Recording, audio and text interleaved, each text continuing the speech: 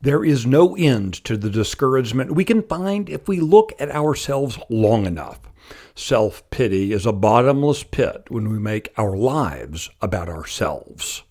I'm Michael Quinn Sullivan with a reflection on life and liberty.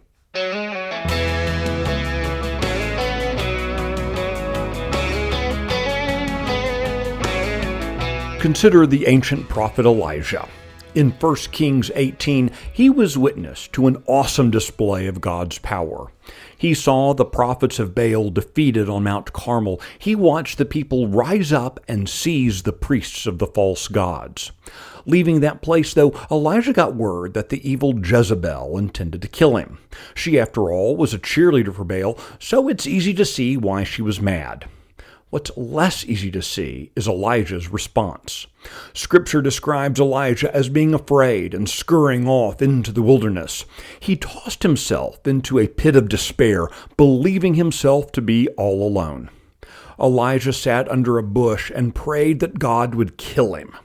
Instead, an angel told Elijah to go to Horeb, which is also known as Sinai, where Moses received the 10 Commandments. Elijah had to be convinced by the angel to get on his way, but he finally went. There, Elijah complained that there were no other men of God in Israel. He said, quote, "I'm the only one left, and now the people are trying to kill me too." That was hogwash. He had just seen God defeat Baal and watched the people rise up against the false prophets. By focusing on himself, though, Elijah managed to turn God's victory into his own defeat. And so God gave Elijah something to do and something to think about. Elijah was told to go and anoint a couple of kings and appoint a successor prophet. More importantly, God addressed the "woe is me, I'm all alone" nonsense.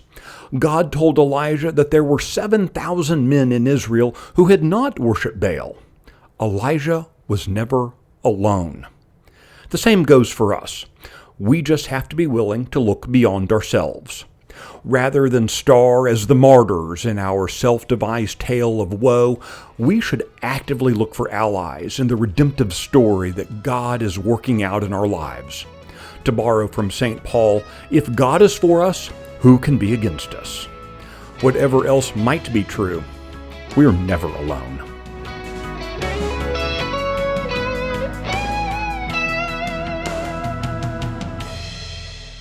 If you like today's Reflection podcast, be sure to subscribe, rate it, leave a review, and encourage your friends to listen. The Reflections podcast is presented by Texas Scorecard and produced in the 1836 studios. I'm Michael Quinn Sullivan. Thanks for listening.